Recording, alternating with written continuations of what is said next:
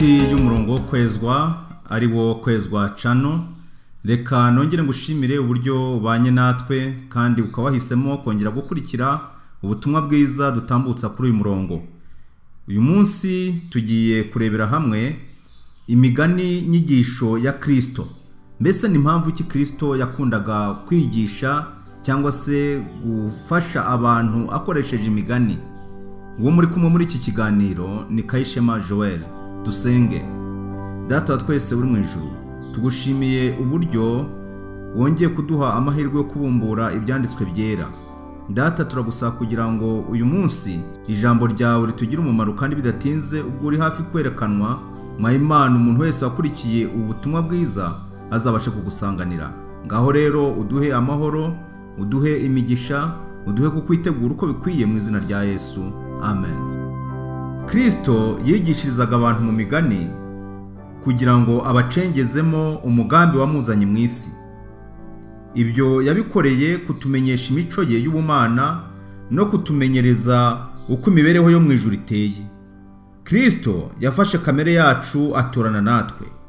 Icyubahiro cye cy'ubumana kitagaragara cyagaragarijwe mu ishusho y'umuntu, bityo abantu bigira ibitagaragara kubigaragara.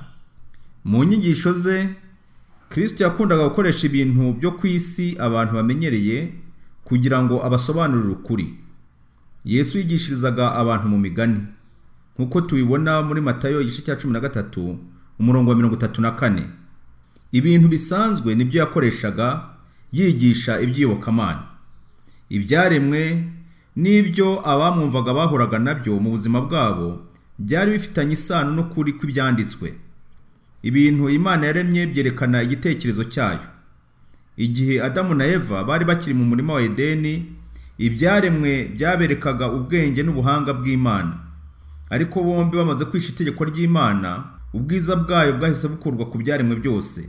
Isi yangijwe n'icyaha, nyamara ibyigisho byerekana Imana ntibyatsembweho. Ubisobanukiwe neza wasanga bivuga umuremyi wabyo. Niyo mpamvu tubona no ku bitovu ubasha kubisangaho rimwe na rimwe uburabyo bugaragaza urukundo rw'Imana. Mu gihe Yesu yazaga mu isi, yasanze ibyo byigisho bitakirangwamo. Abantu bari basigaye basenga ibyaremwe mu cyimbo cyo gusenga umuremyi. Pawulo yavuze iby'abapagani b'icyo gihe ati, bahindutse abibwira ibitagira umumaro, maze imitima yabo y'ibirimarima icura umwijima. Aya magambo tuyabona mu rwandiko Pawulo yandikiye Abanyaroma igice cya mbere umurongo wa 25 ndetse n'ibirebye ku murongo wa 21 harabisobanura. Ahari reka magusomere wumve iyi mirongo yombi uburyo iteye. Umurongo wa 25, kuko baguraniye ukuri kw'Imana gukurikiza ibinyoma, bakaramya ibyaremwe bakabikorera kubirutisha Imana rurema, ariyo ishimwe iteka ryose. Amen. Noneho umurongo wa 21, kuko ubwo bamenye Imana batayubahirije nk'Imana, habe no kuyishima, ahubwo bahinduka abibwira ibitagira umumaro, maze imitima yabo y'ibirimarima icura umwijima. Ni ukuvuga ko igihe cyose abantu birengagije Imana rurema, imitima yabo ihinduka ibirimarima. Muri iyi minsi nahuye n'umuntu arantangaza. Ubwo twavuganaga twari turi kumwe ku itabaro twagiye gushyingura umuntu twari twabuze, maze umwigisha pasiteri wari uyoboye umuhango aravuga ati, nk'uko amabwiriza murabizi muri iki gihe ameze, ni ugusiga metero imwe hagati y'umuntu n'undi, abantu bagahagarara mu buryo bwo kwirinda nubwo baba bari mu byago n'ingorane, ariko abantu bakirinda kugira ngo hatagira abanduza abandi cyangwa se wateza abandi ikibazo. Ubwo pasiteri yigishaga ijambo ry'Imana, yagize kwivovota avuga ati, bundi arabwira abantu ibiki ko Imana itabaho na shitani akaba atabaho. Noneho numva ndatunguwe, umugabo ndasa n'ukebuka ndamureba, ndamubaza nti, se wa mugabo we, ibyo bintu uvuze ni ibiki? Ati, nta Mana ibaho, nta na shitani ibaho, ibi byose ni ibintu nibyo kudutinza gusa. Ndamaze, se waturutse hehe? Ubona ko nta wibeshejeho? Ati, twe turi nk'inka n'ihene, nta burya aya matungo ubona ntaho dutaniye. Rega mbona ko wabivuga ashimikiriye. Ndamubwira nti, noneho wa mugabo rero, ndabona ufite rwose ubutumwa bw'inzaduka budasanzwe. Je ni n'ubwa mbere mbwumvise. ese wakwihangana umuntu akagusabira ijambo ko batari kwima mu gihe nk'iki, ko umuntu wese aba akeneye umuntu watanga ijambo ryafasha abantu? Nubwo twabuze umuntu, ariko nawe niba ubona ibyo ufite wabidufashisha bikadukomeza, uhagusabira ijambo ukagira icyo ubwira imbaga iteraniye aha. Umugabo mbona aranyitegereje cyane ati oya, ntabwo nabyemera. Noneho mubwira amagambo nkurikije uko nkubona, uri umuntu wagiriwe ubuntu n'Imana nubwo utayemera. Ariko kandi ikinteye ubwoba kinatangaje nuko shitani cyangwa se Satani nawe ubwe yemera ko Imana iriho, ndetse n'abadayimoni bakavuga izina ryayo bahinda imishyitsi, kubera yuko bazi ko ariyo muremyi wa byose, bazi ko nta kibasha kuyihangara, bazi ko ariyo nyir'ububasha. None kuba ufite muri wowe kumva ko Imana itariho, mva birantangaje. Ariko nzi ko igihe kizagera ukayemera, ahari ubasha kuyemezwa n'ibihe n'iminsi cyangwa se n'ubundi buryo Imana yakwerekamo, kuko nubwo uyirwanya, nubwo utayemera, hari benshi babashije kugira ibitekerezo nk'ibyo ufite, ariko bashoje bemeye ko Imana ari Imana, nta kindi cyayisimbura. Urumva rero iyo abantu bageze igihe Imana bakayambura umwanya wayo, nibyo bibiri tubwira hano ngo bahindutse abibwira ibitagira umumaro, maze imitima yabo y'ibirimarima icura umwijima. Dukwiye kwitonda tukamenya ko Imana ari Imana isumba byose. Kristo rero mu gihe yigishaga yarahanganye n'inyigisho zimeze gutyo, yarahanganye n'abantu biyemera bumva yuko hari icyo bazi. Mu Bisirayeli ho ibintu byari byifashe ukundi. Bafashe gahunda y'ibitambo n'ibyanditswe byera, maze bayikoresha guhisha Imana mu cyimbo cyo kuyerekana. Imana igihe yashyiragaho gahunda y'ibitambo, muntu w'Imana, tubona yuko igitambo cya mbere cyatambwe muri Edeni. Igihe Adamu na Eva bari bamaze gucumura, Imana ubwayo yagaragaje gahunda igendanye no gucungurwa kwabo bigishirijwe ku gitambo, ari naho havuyemo impu bambitswe mu mwanya w'ubucocero bari bagerageje kuremarema ubwiza bw'Imana bakuweho. Noneho Imana ibereka ko bakwiye guhisha ubwambure bwabo bakoresheje impu. Izo mpu rero, ayo maraso ya mbere yamenetse, Imana bigishirijeho ibereka yuko hari intama w'Imana uzaza mu isi agacungura abanyabyaha. Babwirwa yuko gukira kwabo, kubaho kwabo kugomba kuba gushingiye kuri iryo sezerano, akaba ariho berekeza ibyiringiro byabo. Ibyo bitambo rero ngo mu Bayuda Kristo yasanze byarahinduye isura. Noneho aho kugira ngo ibitambo babikoresha mu gutuma abantu babona Imana, ahubwo babikoresheje mu guhisha Imana. Bituma abantu babikora ariko badasobanukirwa uwo bakorera uwo ari we. Abantu bakabikora bimeze nk'aho bari kugura agakiza, kandi agakiza k'Imana ari ubuntu. Kristo rero icyamuzanye ni iki? Kristo yaje gukuraho igitwikirizo icyaha cyakize ku byaremwe. Inyigisho ze zahesheje ibyaremwe umwanya mwiza ndetse na Bibiliya. Kristo we yaje kugira ngo yerereze ukuri kw'Imana akoresheje ibyanditswe byera, ubutumwa bwavuzwe n'abahanuzi, ubutumwa bwavuzwe uherekera kose, ndetse noneho hasigara agaragariza abantu ko n'ibyaremwe butuzengurutse burya ari igitabo kinini cyane kitubasha kwigiramo urukundo rw'Imana. Maze izo nyigisho Kristo yazanye akoresheje ibyanditswe byera ndetse akoresheje n'ibyaremwe, byatumye abantu babibona mu buryo bushya. Yesu yajyaga asoroma uburabyo bwiza akabushyira mu ntoke z'abana, nabo bakanezezwa no kureba mu maso he hagifite itoto rya gisore, n'ishusho irabagirana yakomoraga mu maso hasi.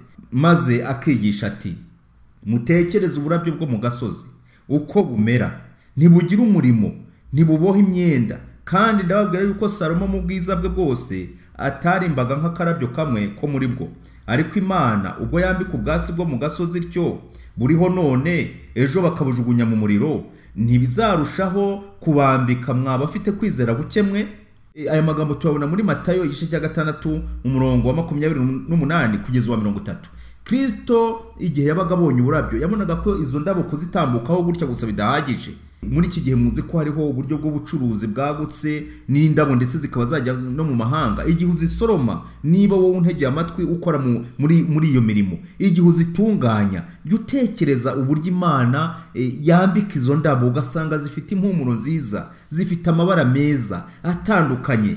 Ubwo budasa bwazo uzi ko ari bwo bwiza butuma abantu bazikunda. mbese ntukwiye kurebera no kuri izo ndabo ukavuga uti burya niyo mpamvu abera n'abirabura, abagufi n'abarebare, twese abantu bavuga indimi zitandukanye ntabwo ari ubudasa dukwiriye kuboneramo urukundo rw'Imana. Kristo nuko yagendaga akoresha n'ubura akavuga ati nimwihebe, niba Imana yambika uburabyo bwo ku gasozi, ese izawurute mwebwe kubashakira ibyo mwambara n'ibibatunga n'ibibafasha. Ni ukuvuga ko turamutse dufite kwizera nta kimana yacu twayiburana. Mu kibwirizwa cya Yesu ku musozi w'umugisha, aya magambo akurikira yabwiwe abagabo n'abagore bari bamanjiriwe kandi bababaye. Ibyo ngibyo tubona igibwirizwa Kristo yabwirije ku musozi w'umugisha gitangira muri Matayo igice cya 5 ugakomeza ukageza mu gice cya 8.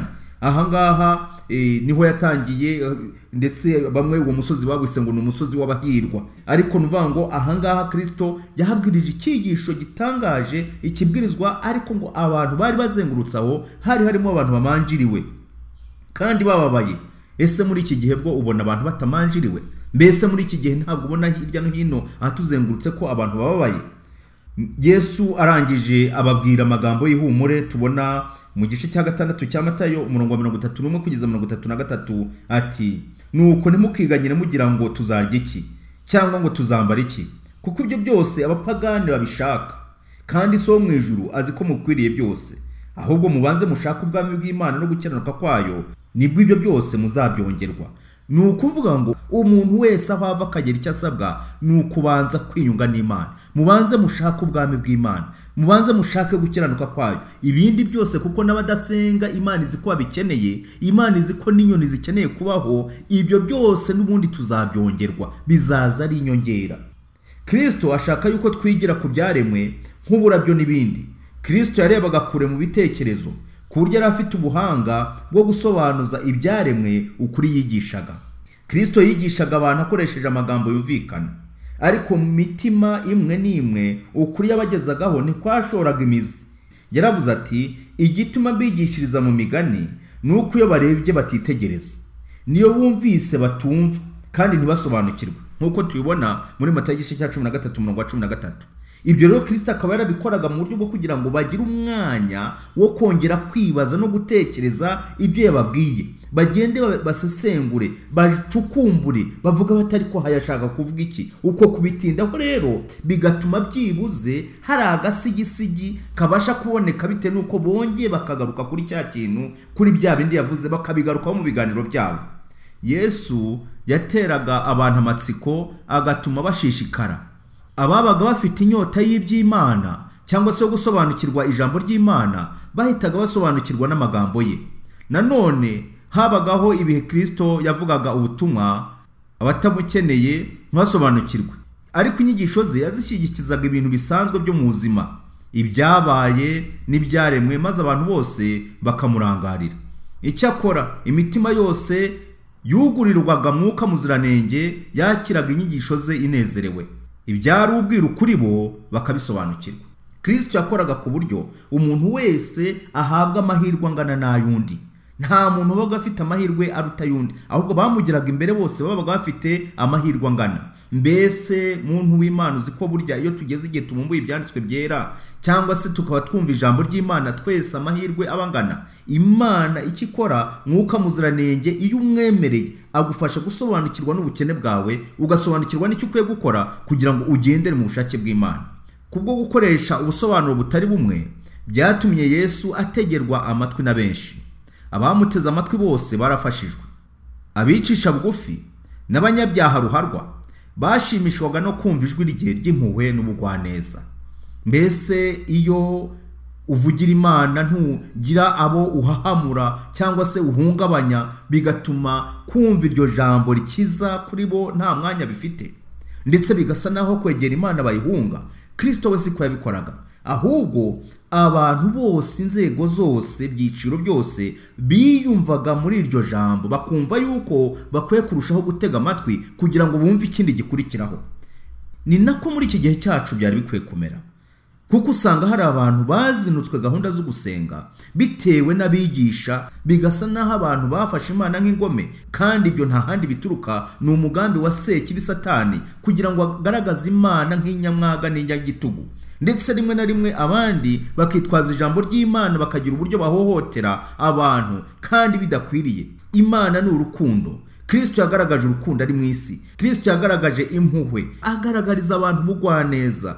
Muntu untegeye amatwi, nawe ukwiye kugira utyo, ukamenya yuko muri iki gihe ukwiriye kugira umwanya wo kugaragariza abandi urukundo rw'Imana, kandi ukirinda ikibi n'igisa nacyo. Ariko ibyo bizaterwa nuko uha umwanya ijambo ry'Imana kugira ngo wumve icyo Uwiteka akubwira mu ijambo rye.